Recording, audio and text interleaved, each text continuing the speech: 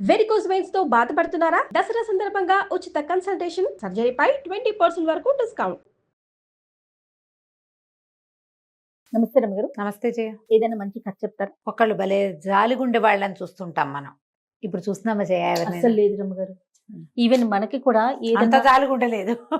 జాలిగుండ తర్వాత ఏదైనా ఒక వీడియో చూసినా, రక్తం కారుతున్నా, మనుషులు అక్కడికక్కడ ఏదైనా అయిపోయినా వెరీ క్యాజువల్ గా తీసేసుకుంటున్నాం రమ్మగారు.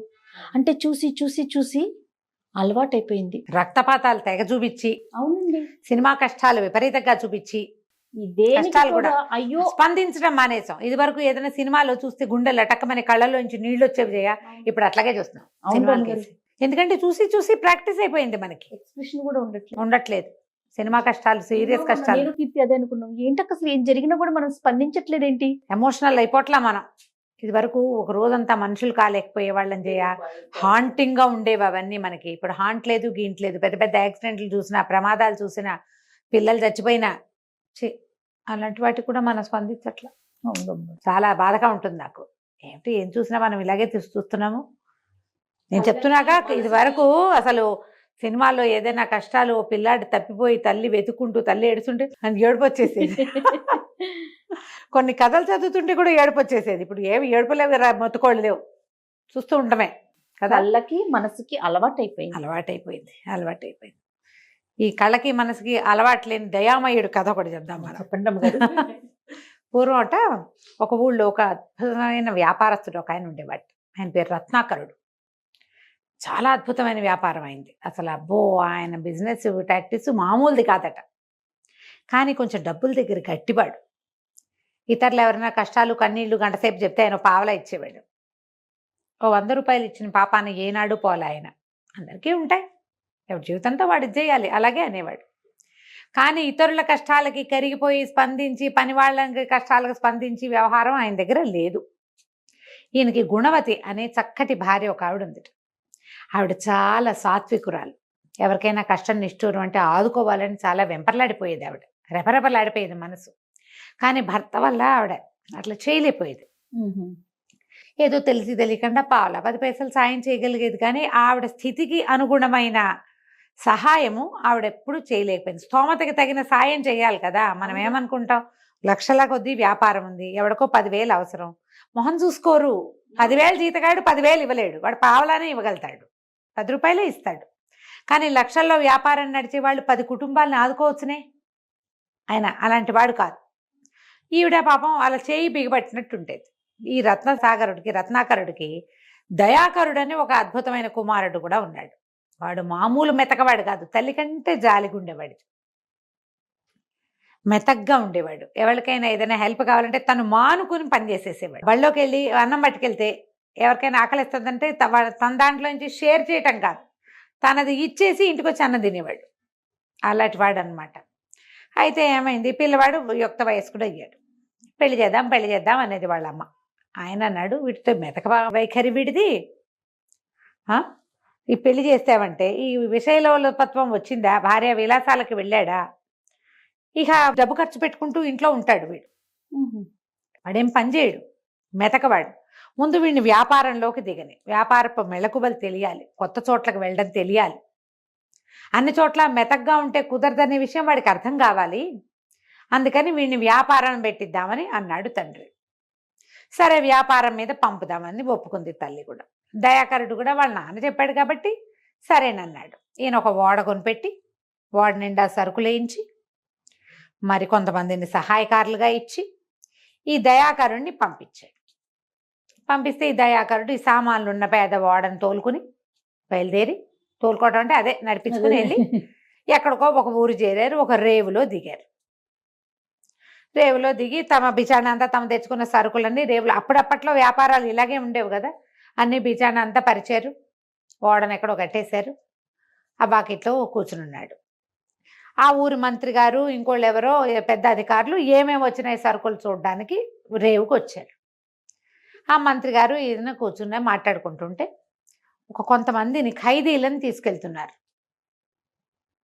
ఖైదీలను తీసుకెళ్తుంటే అందులో ఆడ మగ కూడా ఉన్నారు. ఏమిటండి, ఏం దొంగలా వీళ్ళంతా ఖైదీలుగా ఉన్నారు, ఏమైనా దొంగతనం చేశారా, ఇంతమంది ఉన్నారు అని అడిగాడు. అడిగితే ఆ మంత్రి గారు చెప్పాడు, కాదండి, వీళ్ళు రైతులు కప్పాలు కట్టలేదు, పన్నులు కట్టలేక సరెండర్ అయిపోయిన వాళ్ళు. వీళ్ళని జైళ్లలో పడేయటానికి తీసుకెళ్తున్నారు అనేసరికి ఏంటి ఇంతమంది అన్నాడు. 600 మంది కప్పం కడితే వాళ్ళని వదిలేస్తారు. డబ్బు కట్టలేక వాళ్ళే సరెండర్ అయిపోయారు. జైళ్లలో ఉండి ఏవో పనులు చేస్తారు, ఆ జైల్లోనే మగ్గిపోతారు. వాళ్ళు డబ్బులు కట్టలేదు కాబట్టి అరెస్ట్. అయితే చాలా బాధేసింది. రైతులు అరెస్ట్ అవటమా, మరి వాళ్ళ వ్యవసాయము అవి ఏం చేస్తారు? పిల్లో జల్లో ఉన్న వాళ్ళు ఏదో చేస్తారు. వాళ్ళలో ఎవడైనా డబ్బులు కడితే వీళ్ళని వదిలిపెడతారు. అదే ఎప్పటికి కట్టాలి? అంతమంది కట్టలేకపోయారా అంటండి మీ ఊళ్ళో అన్నాడు. అనేసరికి ఏం చేస్తారండి, కొన్ని ఊళ్ళల్లో క్షామం ఉంది, చెరువులకు నీళ్లు లేవు, వర్షాలు లేవు, వానలు ఉన్నా కూడా, కాలం ఉన్నా కూడా చెరువులు ఏర్పాటుగా లేని చెరువులు అనుకో, అందులోకి నీరు నిలవబడదు. వర్షాధార ప్రాంతాల్లో వానలు లేకపోతే పోతుంది. మళ్ళీ వాన పడితే ఎప్పటికో వాళ్ళ ఇళ్లలో వాళ్ళు ఏదైనా చేసుకుంటే వాళ్ళు కొంత డబ్బు కట్టి వీళ్ళు చేసుకోగలుగుతారు. ఇక్కడ సిస్టమ్ ఇంతేనండి అన్నాడు. సరే, దయాకరుడికి వ్యాపారం చాలా బాగా అయింది. అతను ఏం చేశాడు, ఈ 600 మంది ఎంత డబ్బు కట్టాలో లెక్కలడిగి రాజుగారి దగ్గరికి వెళ్ళి, నేను సంపాదించుకున్నానండి, మరి ఒక 600 మంది రైతులను చూసాను, నాకు చాలా బాధ కలిగింది. రైతు ఉంటేనే కదండి పంట, వీళ్ళందరి డబ్బులు నేను కట్టేస్తా, వాళ్ళు నాకు రీపే చేసినా చెప్పిన ఏం పర్వాలా, లాభం వచ్చిందిగా ఆ లాభం కట్టేస్తానన్నాడు. రాజుగారు ఆశ్చర్యపోయారు. కానీ సరే, వాళ్ళకి డబ్బులు కావాలి, వాళ్ళ రాజ్యం నడవాలంటే డబ్బు అవసరం, ఒప్పుకున్నాడు. ఈ 600 మందికి డబ్బు కట్టేశాడు దయాకరుడు. 600 మంది రిలీజ్ అయిపోయారు. ఎవరి వల్ల రిలీజ్ అయ్యారో అవన్నీ తెలుసుకున్నారో లేదో, ఏం జరిగిందో ఎవరిళ్ళకి వాళ్ళు పోయారు. దయాకరుడు మళ్ళీ ఓడ మళ్ళించుకుని ఇంటికి వచ్చాడు. నాన్న మొత్తం లెక్క అంతా చూశాడు. చూసేసరికి అంతా లెక్క పెట్టి చూసుకుని, ఎరా నువ్వు చేసిన వ్యాపారానికి ఇంకా చాలా డబ్బు రావాలి, ఆ డబ్బంతా ఏది అన్నాడు. అనేసరికి నాన్న అక్కడ ఒక 600 మంది రైతులు అరెస్ట్ అయ్యారు, వాళ్ళు పన్నులు కట్టలేకపోయారు, ఈ సంవత్సరం కడితే వాళ్ళకి 3 ఏళ్ళు సమయం ఇస్తానన్నాడు రాజు, అందుకని నేను ఆ డబ్బు కట్టేశాను, వాళ్ళ మీద జాలి పడంటే తండ్రి తెగ తిట్టిపోసాడు. ఫోన్ ఇంట్లో నుంచి బయటకు అన్నాడు. అనేసరికి ఆ గుణవతి పిల్లవాడి తల్లి వెంబడబడి బతిమలాడింది. పిల్లాడు, వాడికి ఒక అవకాశం ఇవ్వు, ఇంకొక ఛాన్స్ ఇవ్వు, ఇంకోసారి సరిగ్గా చేస్తాడు అని చాలా విధాలుగా బతిమలాడితే తండ్రి మళ్ళీ ఇంకొక ఓడ కొనిపెట్టాడు. ఓడ నిండా సరికి రేవుకి బయలుదేరింది ఓడ. రేవులో స్టార్ట్ అవుతుంటే వీళ్ళు రేవులో సామాన్లన్నీ ఎక్కించుకుని మనవాడు ఈ దయాకరుడు కూడా ఎక్కబోతుంటే పక్కన ఆగున్న ఒక పడవలోకి బోల్డ్ అంతమంది బానిసల్ని తీసుకెళ్తూ కనపడింది. ఓకే, చాలా మంది ఆడాళ్ళు, మగవాళ్ళు, పిల్లలు, ముసలివాళ్ళు గుంపంతా పోతున్నారు. వీళ్ళంతా ఎవరు అనేసరికి ఆ ఓడ కళాశీలు ఏం చెప్పారంటే బానిసలండి. ఆ ఓడవాడి వీళ్ళందరినీ కొన్నాడు, వీరు పై దేశంలో తీసుకెళ్లి అమ్ముతాడు. ఈ బానిసల్ని అమ్మటం కొనటం మనం చాలా కథల్లో విన్నాం. ఆశ్చర్యపోయాడు, ఇంతమందా, వీళ్ళని ఎట్లా పట్టుకొచ్చారు, వీళ్ళు ఎక్కడ వాళ్ళు అంటే, ఎక్కడో దోపిడీ దొంగలు ఎక్కడో దొంగతనాలు చేసి మనుషుల్ని అమ్మేస్తారు బానిసలుగా, ఇలా వచ్చారు. చాలా బాధేసింది. అందులో కొంతమంది చూస్తే ఇంత అంతా పిల్లలు, ముసలి ముతక బానిసలుగా అమ్మబడ్డ వాళ్ళు ఏమవుతారు? యంగ్స్టర్స్ అయితే ఒక రకం పనులలోకి, ముసలి వాళ్ళైతే ఇంకో రకం, పిల్లలు. చాలా బాధపడి ఏమన్నాడు, వీళ్ళందరినీ నేను కొంటాను అంటే, ఇతను ఓడలో ఉన్న సరుకు బానిసలది సేమ్ ఖరీదు, మొత్తం సరుకు అంతా ఇచ్చేసాడు. ఆ బానిసలందరినీ తీసుకుని వాళ్ళందరివి ఎవరి అడ్రస్సులు వాళ్ళవి కనుక్కుని, మేము ఇళ్ళకి వెళ్ళిపోండి, మీరు విముక్తులైపోయారని పంపించేశాడు. అందరూ ఆశ్చర్యపోయారు. అతను అలాంటి మంచివాడు అనమాట. ఈ పంపించేసే క్రమంలో 2 బానిసలు మిగిలిపోయారు. మా ఇల్లు ఎక్కడో మాకు తెలియదు అన్నారు. ఒక ఆడపిల్ల చక్కటిది, ఒక ముసలమ్మ. మాకు ఇల్లు వాకిలి లేవు, మా దేవురో మాకు తెలియదు, మేము గుర్తుపట్టలేము, మాకు వెళ్ళిపోవడానికి ప్లేస్ లేదు,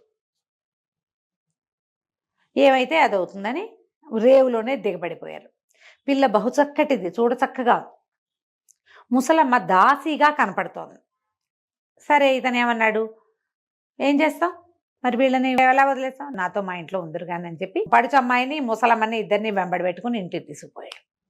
రత్నాకరుడు అన్నాడు, అదేమిట్రా ఇంకా బయలుదేరింది, అప్పుడే తిరిగి వచ్చేసా, ఒక రోజులో వచ్చేసాడు, ఇదంతా ఒక 2 రోజుల్లో జరిగిపోయింది. అనేసరికి నాన్న ఇట్లా కాదు, చాలా మంది బానిసలుగా అమ్మబడుతున్నారు, వాళ్ళని చూసి బాధ కలిగింది నాకు, సరుకంతా అమ్మేసి వాళ్ళకి ఇచ్చేశాను, ఇగో వీళ్ళిద్దరు మిగిలారు అనగానే నాన్న చెడామడా తిట్టాడు. ఏ నాన్న అయినా తిడతాడు చూడు, ఏ నాన్న ఊరుకుంటాడు. ఆయనకి ఏమనిపించింది, ఈ పిల్ల మహాసౌందర్యవతి, దీని అందపు వ్యామోహంలో పడి వీడి పని చేశాడు. ఓహో. పిల్ల అందంగా ఉంది, ఒక అందమైన పిల్లని ఒక ముసలమ్మని వెంబడి పెట్టుకొచ్చాడు. పిల్ల కూర్చుంటోంది, ముసలిది పని చేస్తోంది. అట్లా అనిపించింది ఆయనకి. ఎవరో బానిస పిల్ల అందాన్ని దిగి అదంతా వాడెవడికో ఇచ్చి ఈ పిల్లని తీసుకొచ్చావు నువ్వు, వీడెంత చెప్పినా ఆయన వినలా. పో నా ఇంట్లో నుంచి బయటికి పో అన్నాడు. ఇప్పుడు గుణవతి కూడా మాట్లాడడానికి ఏం అవకాశం లేదు. ఇక ఆవిడ మాట్లాడకుండా ఊరుకుంది. ఏం చేయనురా నాయన, నీకు నేనేం చేయలేనురా అని కళ్ళ నీళ్ళు పెట్టుకుంది. ఇతను ఏం చేస్తాడు, ఇంట్లో నుంచి బయటకు వచ్చాడు. వీడు వెనకాల పిల్ల ముసలమ్మ వచ్చేసారు. వచ్చేస్తే ఇతనికి స్నేహితులు బోళ్ళంతమంది ఉన్నారు. ఈ దయాకరుడికి ఎంతమందికో ఎన్ని రకాల హెల్ప్లో చేశాడు. వాళ్ళలో ఒక 5-6 ఉన్నారు. ఒక చిన్న మంచిగా ఏర్పడి వాళ్ళు ఓ ఇల్లు తీసిచ్చి, ఈ ఇంట్లో ఉండండి, నీకు చిన్న వ్యాపారం పెట్టిస్తాను, చిన్న బిజినెస్ పెట్టించారు. అందరూ కలిసి, అదే కోఆపరేటివ్ బిజినెస్ లాంటిది. ఇతను ఎక్కడికి వెళ్ళల. ఇంట్లో ఉన్న అమ్మాయి కామ్గా నిశ్శబ్దంగా దాని దారినది ఉండేది. ముసలమ్మ వంట చేసి పెట్టేది. ఆ ఇంట్లో ఉంటూ బిజినెస్ చేసుకుంటే మెల్లిగా బిజినెస్ ఎక్కువచ్చింది. తండ్రి ఇంకా కుర్రాన్ని ఇంటికి పిలవల. ఈ అబ్బాయి ఏదో చిన్న పన్న వారా వీర అందరికీ సహాయాలు చేసేవాడు, కానీ బిజినెస్ అంతా స్నేహితుల చేతిలో ఉంది. ఇతనికి జీతంగా వస్తుంది, కానీ బాగుపడ్డాడు, పర్వాలా, ఒక మాదిరి జీవితంలో నడుస్తుంది. ఇంతకీ అసలు సంగతి ఏమిటి, ఈ అమ్మాయిని ఎన్నిసార్లు అడిగినా మాదే ఊరు అనేది అమ్మాయి చెప్పల. వెళ్ళడానికి ఇల్లు లేదని చెప్పింది. విజయపురి అనే నగరానికి రాజకుమార్తె అమ్మాయి. విహారానికి వెళ్ళారు, ఒక దేవాలయం చూడడానికి, క్షేత్ర దర్శనానికి వెళ్తే ఆ క్షేత్ర దర్శనంలో దోపిడీ దొంగలకి దొరికిపోయారు. దొరికిపోతే సైనికుల్ని వాళ్ళు కొంతమందిని చంపేశారు దోపిడీ దొంగలు, కొంతమందిని అమ్మేశారు. ఈ పిల్లని ముసలమ్మని పట్టుకుని, అందగత్తగా ఉన్న పిల్ల, అందుకని దాన్ని ఎక్కువ ఖరీదుకి అమ్మారు వాళ్ళు. ఈ అమ్మాయి ఇప్పుడు నేను విజయపురి రాజుగారి కూతుర్ని అంటే బానిసగా అమ్మబడిందంటే చిన్నతనం కాదు. తండ్రికి చెడ్డ పేరని ఎలాగూ చచ్చిపోయిన వాళ్ళలో జమ మనం. నోరు గట్టిగా మూసుకుని ఊరుకుంది అమ్మాయి. ఎప్పుడైతే రాజకుమార్తె మాట్లాడలేదో పాపతాలకు అరణపు దాసి అయిన ముసలమ్మ కూడా నోరెత్తల. వీళ్ళిద్దరూ ఉండిపోయారు.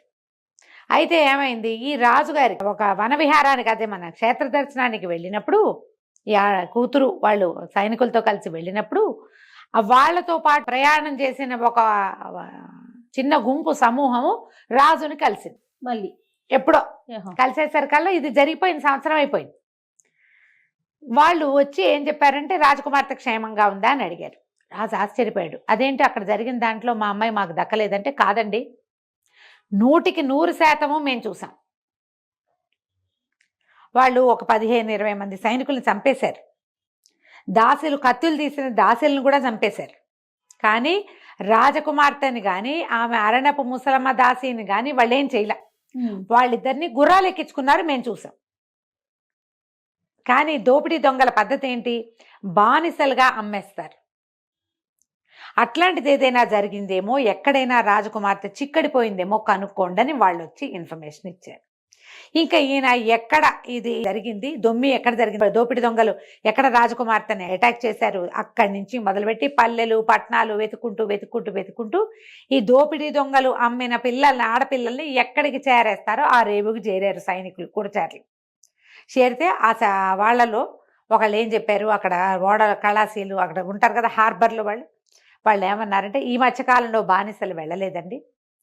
6-10 నెలల క్రితం, కనీసం 6-8-10 నెలల క్రితం రత్నాకరుడు అనే ఒక వ్యాపారస్తుడి కుమారుడు వ్యాపార నిమిత్తం వెళ్ళబోతూ తన యావత్ ధనాన్ని వినియోగించి ఇక్కడున్న బానిసలందరినీ కొని వాళ్ళనికి స్వతంత్రులను చేశాడు. మీరు అది కనుక్కోండి అన్నారు. అనేసరికల్లా ఇప్పుడు రత్నాకరుడి కొడుకు ఎవడు, దయాకరుడిని పట్టుకుంటే అక్కడ దాకా వెళ్ళిన తర్వాత వాళ్ళు అడిగారు, ఒక అమ్మాయిని ఒక ముసలమ్మని మీరు ఏమైనా పంపించారు ఎక్కడికైనా అంటే, నేను ఎక్కడికి పంపలేదండి, వాళ్ళని మా ఇంట్లోనే ఉంచుకున్నాను, వాళ్ళకి ఎక్కడా ప్లేస్ లేదు అనేసరికి ఇక రాజుగారు పరిగెత్తుకుంటూ వచ్చేసాడు.